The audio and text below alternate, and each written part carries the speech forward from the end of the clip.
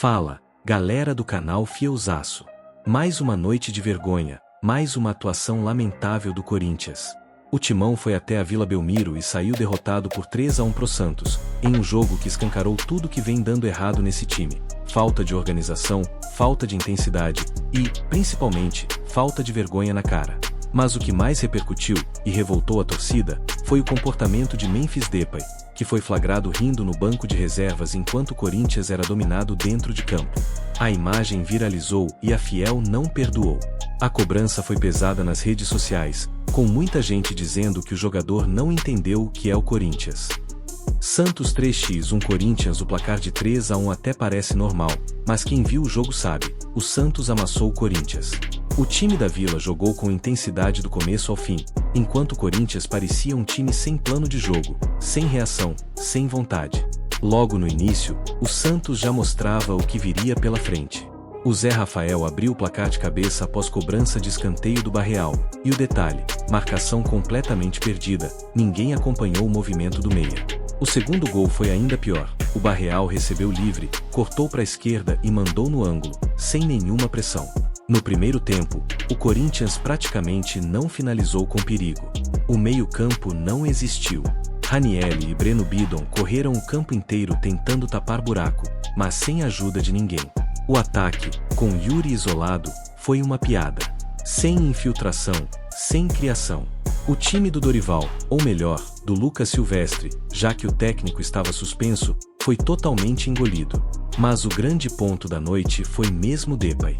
O atacante holandês, que chegou com status de estrela, foi flagrado dando risada no banco de reservas. A transmissão pegou o momento, e na hora a imagem se espalhou nas redes sociais. Torcedores começaram a postar frases como: "Enquanto a gente sofre, o cara ri." Não entendeu o que é vestir a camisa do Corinthians. Depay tá achando que tá jogando amistoso de verão. E o pior, esse episódio vem no momento em que o time vive pressão extrema, lutando para fugir da parte de baixo da tabela. O torcedor vê o time sem alma, sem raça, e ainda tem que aguentar um jogador rindo no banco. É revoltante. Agora, para ser justo, o staff do jogador alega que ele não estava debochando, e sim reagindo a uma conversa com outro reserva, mas o estrago na imagem já foi feito. Quando o time perde, toda risada soa como desrespeito. Na coletiva, o auxiliar Lucas Silvestre tentou minimizar a situação. Ele disse que Depay vai ser titular contra o Atlético Mineiro, junto com Garro, e que o jogador está 100% fisicamente. Segundo ele, o holandês tem treinado bem e deve ser a principal esperança ofensiva do Corinthians nos próximos jogos. Mas, sinceramente, Fiel, a torcida não quer mais promessa. A torcida quer atitude em campo. Não adianta rir, não adianta falar bonito, não adianta postar foto com legenda motivacional. Tem que suar a camisa. Com essa derrota, o Corinthians estaciona nos 33 pontos e continua flertando com o perigo. O próximo jogo, contra o Atlético Mineiro na Neoquímica Arena, é praticamente uma final. Se o Timão não vencer, a briga lá embaixo vai ficar ainda mais pesada. E o detalhe, o Atlético Mineiro também tem 33 pontos. Ou seja, é confronto direto, e o Corinthians precisa mostrar reação urgente. A torcida já deu o recado nas redes. Chega de vergonha. Queremos raça. Para essa próxima partida, o Dorival vai ter alguns reforços. O Hugo Souza e o Matheus Bidu voltam. O Carrillo também deve retornar, depois de mais de 2 meses parado por lesão no tornozelo. Por outro lado, o zagueiro Gustavo Henrique tá fora, suspenso. Nas redes sociais, a Fiel foi ao extremo. Alguns pediram a saída de Dorival Júnior, dizendo que o time não evoluiu desde que ele chegou. Outros culpam diretamente a diretoria, que segue perdida nos bastidores, sem comando claro. E claro, o nome de Depay foi o mais comentado da noite. A hashtag #ForaDepay chegou a aparecer entre os assuntos do momento no X, antigo Twitter. Muitos torcedores cobrando comprometimento e dizendo que, se não quiser jogar com seriedade, pode voltar para a Europa. É isso, Fiel. Mais uma derrota dolorida, mais um jogo sem raça, e mais uma noite para a diretoria refletir o que estão fazendo com o Corinthians. O torcedor quer ver um time que lute, que brigue, que honre a camisa. E se o Depay quiser reconquistar o torcedor, vai ter que mostrar em campo, com bola e com atitude. Porque no Corinthians, quem não sente o peso da camisa, não fica. Agora, bora acompanhar o que o Lucas Silvestre disse na coletiva pós-jogo. O vídeo completo tá aqui na sequência. Era a entrevista coletiva do técnico Lucas Silvestre. Boa noite, Lucas. Leonardo Rodrigues, da Central do Timão. O que se deve ao desempenho do Corinthians, principalmente na primeira etapa? O que faltou para a equipe alvinegra conseguir desempenhar o que vinha fazendo nos treinamentos? Obrigado. Boa noite a todos aí.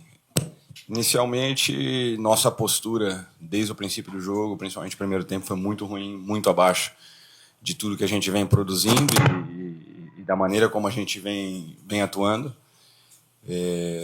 A derrota hoje ela passa muito menos pelos aspectos táticos do jogo, passa muito mais pela energia, pela disposição, pontos que a gente acabou deixando muito a desejar.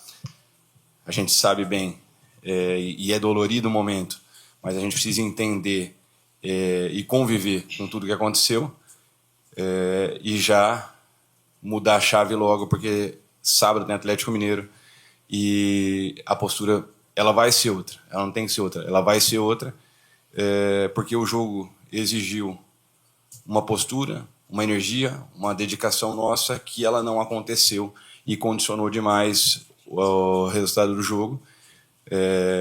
O gol no princípio ele condiciona muito, né, a atuação e obviamente que a preparação para o jogo ela foi feita. Trabalhamos muito em cima dessa partida e por isso que hoje a gente vem aqui e dói ainda mais explicar, porque a preparação ela foi toda realizada como ela tinha que ser. Os jogadores foram alertados para aquilo que a partida se condicionaria, para aquilo que o Santos levaria a partida, para um jogo de duelo, para um jogo de entrega, um jogo de energia. Mostramos para eles os dados que o primeiro tempo do Santos, principalmente aqui na Vila, é um primeiro tempo de uma pressão intensa em cima do adversário, que a gente teria pouco tempo, pouco espaço para poder tomar as melhores decisões. Iniciamos o jogo até ali no gol, encontrando esses espaços, e aí a partir do gol a gente para de encontrar os espaços e também a nossa energia ela não foi adequada para aquilo que a partida precisava. Boa noite, Lucas. Vitor Chicaroli do Portal Meu Timão. Por que Garro e Memphis só foram entrar na metade do segundo tempo aí, Lucas? Obrigado. Vamos lá. Primeiro, com relação ao Garro. O Garro vem de um tempo parado. Foi acordado juntamente com o atleta, fisiologia, departamento médico e departamento físico, que ele estaria disponível para o jogo 25 a 30 minutos apenas. Mesma situação do Memphis, que também conversou com todas essas áreas e foi decidido que também, por conta do que aconteceu na data FIFA anterior, que o Memphis também estaria disponível para 25 a 30 minutos, por isso que os dois não retornaram no intervalo. Obviamente que a gente teria necessidade, mas também a gente precisa pensar na sequência para que esses jogadores eles tenham uma sequência maior, principalmente com relação à lesão, à recuperação. Então era necessário que nesse jogo eles fizessem só de 25 a 30 minutos, mas foi acordado isso com todas as áreas do clube e a gente seguiu o planejamento para eles. Lucas, aqui Rafael Esgrilles, Energia 97. Você tem um ataque com o Guinegão e Yuri Alberto. O Guinegão, que pela idade responde muito bem no ataque e também às vezes na recomposição. É um cara que corre muito. Ele tem um desgaste físico muito grande, né? Então, todos os jogos que o Guinegão está, ele é substituído no segundo tempo. Hoje ele sai no intervalo da partida. Porque um atleta que te oferta tanto é tirado de jogo, num jogo em que o time do Corinthians precisava de marcação e também de um cara que ofertava no plano ofensivo também. O Gui ele não fez um bom primeiro tempo, então a alteração ela foi técnica e taticamente também a gente precisaria de um homem mais de flutuação, que o Kaique poderia nos dar isso, ora aberto pelo lado, ora um pouco mais por dentro.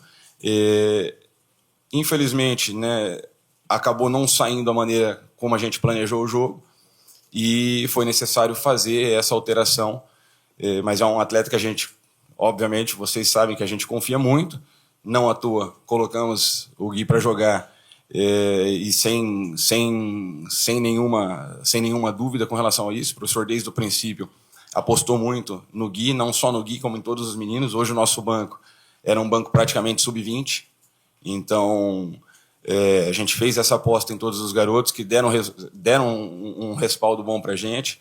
André entrou bem no jogo, Kaique entrou bem no jogo, então é importante também, dentro de tudo de ruim que aconteceu hoje, que a gente não queria esse resultado, mas também valorizar algumas coisas boas que aconteceram na equipe. Lucas, aqui à sua direita, Luiz Fabiani da Rádio Bandeirantes. Nessa semana vocês tiveram a situação do José Martínez, que perdeu alguns treinos. Eu queria entender como que a comissão técnica recebeu a ausência dele nesse período, como foi o diálogo com o jogador enquanto ele esteve ausente e se há possibilidade, se vocês estudam, uma punição ao atleta pela semana sem treinos. Obrigado. O Martínez, a partir de amanhã, vamos entender também o que aconteceu. O Martínez chegou hoje no seu treinamento, não participou de toda a preparação aí na data FIFA, e a partir de amanhã a gente conversa com ele, vai entender o que aconteceu, para ir, após isso, definir qual é a situação com relação ao Martínez. Lucas, boa noite. Lucas Belotti da Rádio Band News FM. Queria que você falasse sobre um dos problemas, né, que você citou do primeiro tempo, que foi a saída de bola, mesmo com 3 zagueiros e uma superioridade, então, que o Santos marcava principalmente com 2 homens. A gente não viu muitas vezes o Corinthians trocar 5, 6 passes próximo da área, errou bastante. Você falou sobre energia, mas dá para colocar só na conta dessa energia? O Santos sobrou energia, faltou alguma coisa para conseguir sair jogando, porque no primeiro tempo não aconteceu? Primeiro, né, valorizar também, parabenizar o adversário, que fez um grande jogo. Tecnicamente, hoje a gente não foi assertivo, como fomos nos últimos jogos. Então, isso acabou dificultando muito a nossa saída. A gente não conseguia encontrar os homens livres. A pressão que o Santos exerceu, ela foi uma pressão que dificultou muito para a gente, foi nos tirando do jogo com o passar do tempo. E, infelizmente, a gente não conseguiu encontrar os espaços que o jogo vinha desenhando para nós. Então, a partir do momento que a tua energia está mais baixa e, tecnicamente, você não está assertivo, você acaba tendo muita dificuldade para conseguir construir, para conseguir encontrar as melhores opções, tanto dos espaços que o jogo oferece, também os jogadores melhores posicionados. Dificultou também bastante, no primeiro tempo, o posicionamento dos nossos homens de frente, que em muitos momentos estavam muito em cima da última linha, não só Gui e Yuri, mas em alguns momentos a gente também ficou com o Breno em cima da última linha, e isso acabou dificultando bastante também a nossa construção. Tentamos acertar no segundo tempo, a gente volta e aí toma um gol logo com 7, 8 minutos, que aí acaba condicionando toda a partida e fica muito mais difícil de você conseguir buscar o resultado novamente. Oi, Lucas, boa noite. Aqui é o Centro, Bruno Cassucci, do GE. Você mesmo reconhece que a equipe teve muitas dificuldades no primeiro tempo, apresentou problemas na saída de bola, também dificuldades para levar a bola até o campo de ataque. Você e a comissão, em algum momento, pensaram em já mexer no primeiro tempo? Por que esperar até o intervalo para as primeiras modificações? Obrigado. Obrigado, Bruno. Essa pergunta ela é importante porque no nosso banco a gente tinha um time muito jovem. E o que eu tinha de mais experiente naquele momento, a gente não poderia utilizar por um longo período. Então, a ideia era tentar se organizar com os atletas que estavam ali em campo. E a partir disso, né, caso a gente não conseguisse uma resposta, no intervalo colocar os meninos ali. É complicado você jogar toda a responsabilidade, toda a pressão nos meninos que estão subindo agora, que é o caso de André, Dieguinho, Kaique já está um tempo maior, mas entre outros que estavam ali. Então, a ideia era tentar se reorganizar com o time que a gente tinha em campo. A gente tentou adiantar o Hugo já na primeira parte para a linha da frente. Nós trabalhamos isso, caso tivesse dificuldade dentro da linha de 5, a gente teria o Hugo na linha da frente, faria duas linhas de 4. O Igor Vinícius ele vinha baixando muito e estava causando muita dificuldade para nós, e aí nós optamos por adiantar o Hugo naquele momento, montar as 2 linhas de 4 ali no final do primeiro tempo, e tentar pressionar eles de uma maneira um pouco melhor. Só que aí esbarramos um pouquinho nessa energia e nessa condição que acabou não nos dando uma pressão melhor em cima do adversário e acabou dificultando bastante para nós o jogo no primeiro tempo. Lucas, boa noite. Boa noite. O Corinthians vinha de uma sequência até de boas atuações, até algumas que não venceu, mas jogou bem. No caso do Flamengo, teve um jogo contra o Bahia, que foi bem e não venceu. Foi bem contra o Mirassol, não tão bem contra os outros jogos, mas venceu de forma bem contundente. Se pegar os jogos, por exemplo, dos 4 primeiros times, foi bem contra o Flamengo, foi bem contra o Cruzeiro, foi bem contra o Mirassol, foi até bem contra o Palmeiras.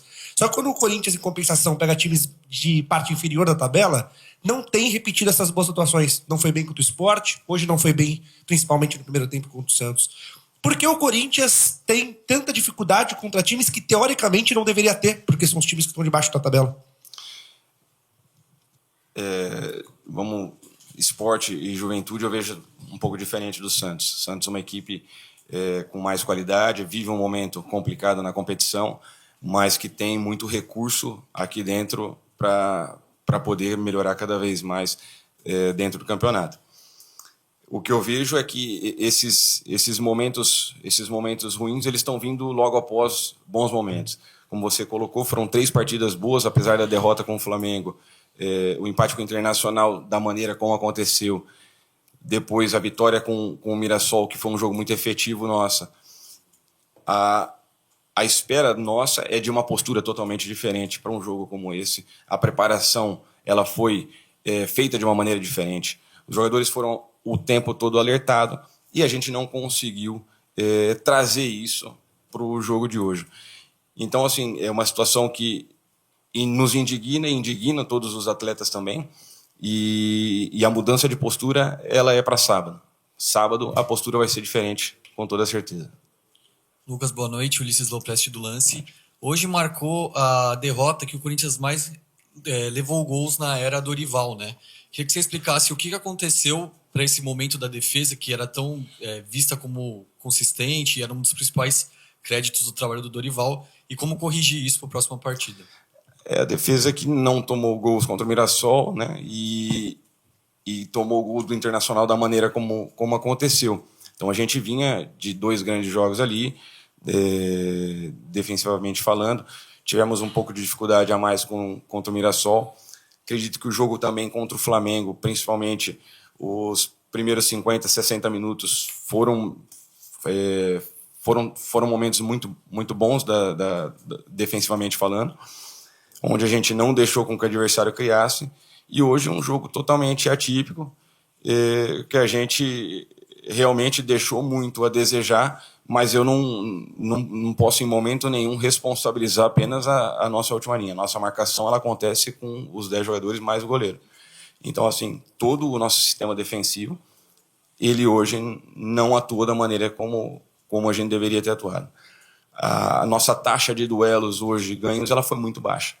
Então, num clássico, você ter uma taxa de duelos baixa, você acaba, obviamente, tendo muita dificuldade no jogo e acaba praticamente dando o jogo, oferecendo o jogo para o seu adversário. Lucas, aqui na tua frente, boa noite. Bianca Molina, TNT Esportes. Em pelo menos 3 respostas tuas, tu citaste a baixa energia, o problema em relação à postura. Isso não é novo, isso também não é algo pontual da gestão dessa comissão técnica, né? O Corinthians, nessa temporada, teve situações de apatia em campo, na Libertadores ainda com o Ramon, contra o IDV, contra o Barcelona, mais recentemente contra o Juventude, contra o Sport, contra o São Paulo, no Clássico no Morumbi.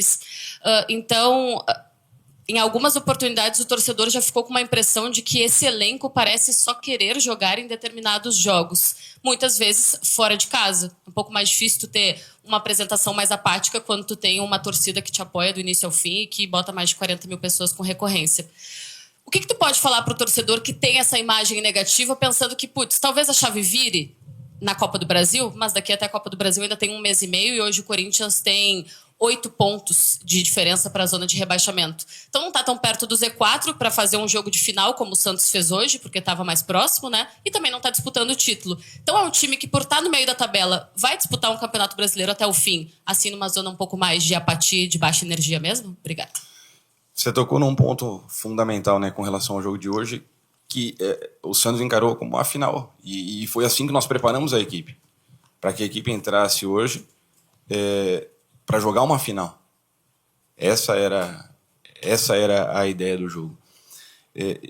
Eu não consigo te responder dessa maneira, porque nós viemos de grandes jogos também fora de casa. A gente venceu o Fluminense, venceu o Vasco da Gama, me ajuda aí, vencemos o Ceará. E em algum momento, dentro de casa, a gente não vinha conseguindo pontuar. Então, eu não consigo entender dessa forma. Eu vejo que, após alguns momentos bons que a gente vem tendo durante a competição, em algum momento a gente acaba não entrando no jogo da maneira como a gente deveria ter entrado. E aí a gente entra no ponto do Juventude, do Sport, hoje, São Paulo. Então, é muito mais a gente entender por que essa barrigada para baixo e a gente depois ter que, novamente, se reerguer no jogo seguinte, se a gente consegue manter uma constância dentro do campeonato muito maior. Então é isso que a gente precisa agora, é trazer, né, essa constância maior para, obviamente, dar essa confiança também para o nosso torcedor, que espera que a gente venha com uma sequência de vitórias. Lucas, aqui boa noite, Rafael Jacobucci da Rádio Crack Neto 17. Foram 12 jogadores da base relacionados para o confronto de hoje, né? O senhor comentou agora há pouco que não queria mudar na primeira etapa por causa desse elenco jovem que você tinha à disposição. Só que são jogadores que entregaram na categoria de base, foram finalistas da Copa São Paulo, já entregaram para a comissão técnica dentro do Campeonato Brasileiro, exemplo do Kaique, do Guinegão, no jogo contra o Vasco da Gama. Por que preservar tanto a garotada para não modificar algo que deu errado ainda no primeiro tempo? Por que preservar tanto? Talvez não entregue o que vocês esperam na questão técnica? Obrigado. Não, pelo contrário. Se tecnicamente eles não tivessem entregado, eles nem estariam aqui com a gente. Esse é o primeiro ponto. O que eu quis dizer é que não dá para a gente jogar toda essa responsabilidade nos meninos, num clássico, você perdendo 2-0, você fazer essa substituição já no primeiro tempo.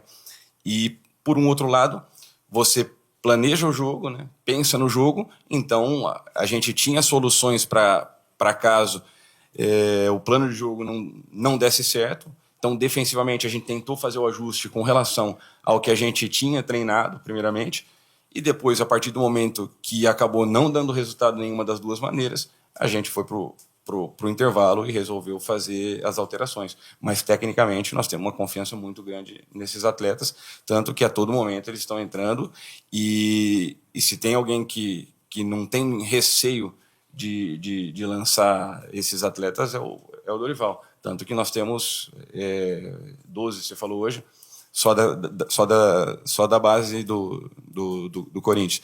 Então, assim, a gente não tem receio nenhum de colocar eles e confia demais nesses atletas e tem confiança na capacidade deles.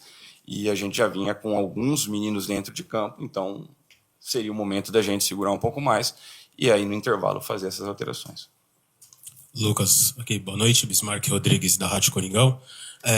Minha pergunta é referente no começo da coletiva, você falou sobre a prioridade, seria a questão física, né, o planejamento físico do Garro e do Memphis. Então eu vou perguntar sobre o camisa 10 do Corinthians. O torcedor pode esperar o quê pro próximo jogo contra o sábado? O Memphis tem condição de mais minutos, talvez entrar como titular, ou ainda vai precisar de um planejamento maior até voltar a ter condições de 90 minutos? Não, o Memphis, acredito hoje, né, vamos ver como vai ser no pós-jogo, mas acredito hoje que o Memphis tem a condição de atuar durante os 90 minutos ou boa parte do jogo. E o Garro, acredito que também vai ser uma carga progressiva com ele. Hoje ele fez 30 minutos, vamos ver como ele vai chegar amanhã. Tem todo o peso desse atleta ter ficado aí mais de um mês parado, 6 semanas, se eu não me engano.